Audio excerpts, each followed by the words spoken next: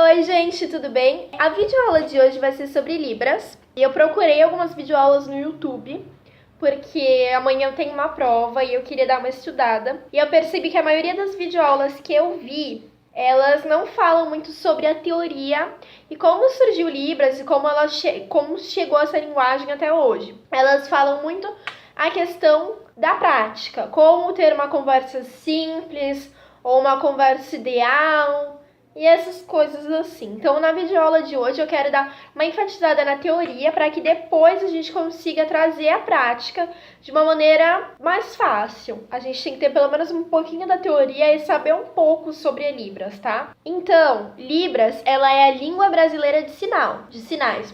E ela foi reconhecida como uma língua oficial na comunidade surda do Brasil só em 2002. Isso aconteceu 24 de abril através de uma lei federal, e aí em 2002 ela foi reconhecida como uma língua de sinais. Então o que acontece? Por muito tempo antes disso, ela não era reconhecida como uma língua oficial, e a gente tem na história das línguas de sinais, tanto no Brasil e em outros países, um período em que foi proibida essa linguagem de sinais, que então não ajudou a ter um desenvolvimento que talvez hoje a gente tivesse se não tivesse sido proibido, né? Enfim, aí eu separei aqui no meu caderno, que eu fiz esse resumo, porque amanhã eu tenho prova. E aí tem algumas palavras que eu acho legal a gente ter uma noção e ter anotado. Não para gravar apenas, mas para ter anotado para quando precisar. E são alguns termos. Pantomima. Esse é um termo que consiste em usar o corpo e os gestos para se expressar. Então ela não é uma forma de linguagem. É qualquer expressão corporal, por exemplo, essa coisa que eu faço com as mãos. Gestos do corpo que vão para se expressar o que eu tô sentindo, o que eu quero falar, o que eu quero dizer. E é isso. A língua de sinais, ela reflete uma cultura. Então, cada país tem a sua língua de sinais. Então, uma coisa que falam, a língua de sinais, ela não é universal. Aqui no Brasil, a gente fala Libras, né? Porque é a nossa. E ela não é universal, porque ela possui um léxico e uma gramática. Com a tentativa de fazer uma língua de sinais universal, surgiu o gestuno, que é uma língua artificial, que ela foi criada com esse objetivo de possibilitar a comunicação entre pessoas surdas de diferentes países. Obviamente não deu certo, porque por exemplo, não é todo país que a gente fala português.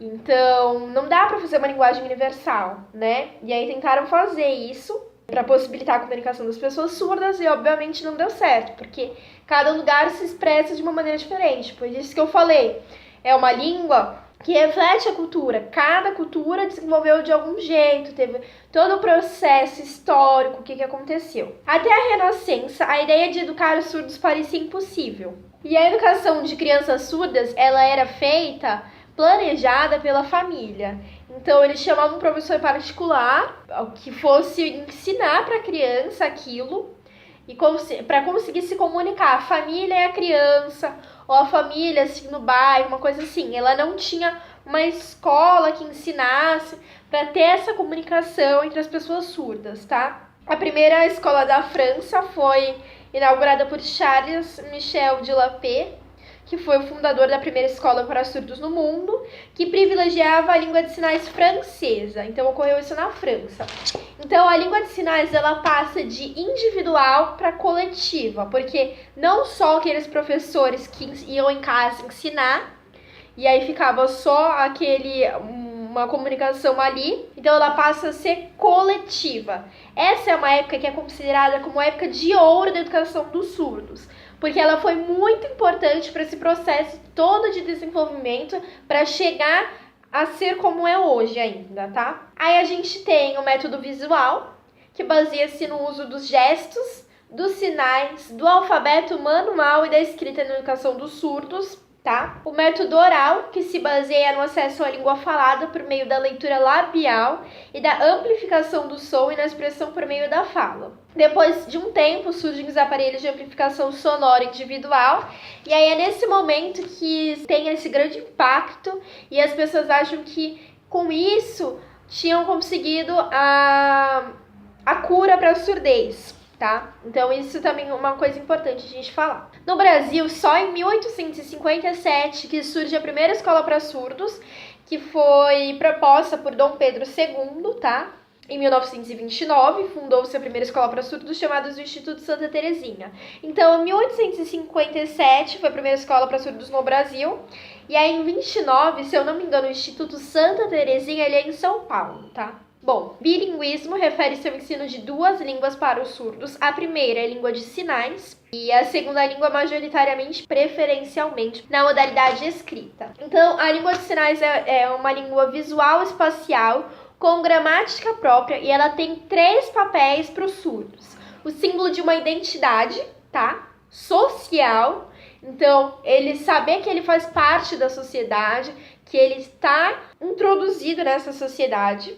O meio de interação social e é um depositário de conhecimento cultural. Então, isso foi um breve contexto, uma breve teoria sobre Libras, que eu acho super importante a gente ter uma noção para que depois a gente passe para a prática. Então, a gente tem que saber como que foi esse ensino todo. Então, aqui tem até uma parte que eu falo que ocorre uma proibição do uso da língua de sinais na educação dos surdos por mais de 100 anos. Então, a gente tem que considerar esse atraso que tem, porque era visto alguma coisa estranha, uma coisa que muitos surdos não eram considerados pessoas normais, né, naquela época, e eram tratados com uma indiferença gigante. Então a gente tem que levar em consideração isso tudo. E que a língua de sinais, ela é formada culturalmente. Então não é universal, tá? Isso é um mito que é universal, a gente sabe. E Libras, então, é a língua brasileira de sinais. Eu acho que esses são alguns tópicos que eu acho muito importante a gente ter anotado para ter uma noção, para depois conseguir prosseguir com os estudos, tá? Eu espero que esse vídeo ajude vocês, que dê uma luz, e que amanhã eu vá muito bem na prova, né? Amanhã eu não sei quando esse vídeo vai ser postado, enfim. Mas amanhã, quando eu estou gravando o vídeo, na semana que eu estou gravando o vídeo, amanhã eu tenho prova. É isso, gente. Obrigada. Beijos, até o próximo vídeo.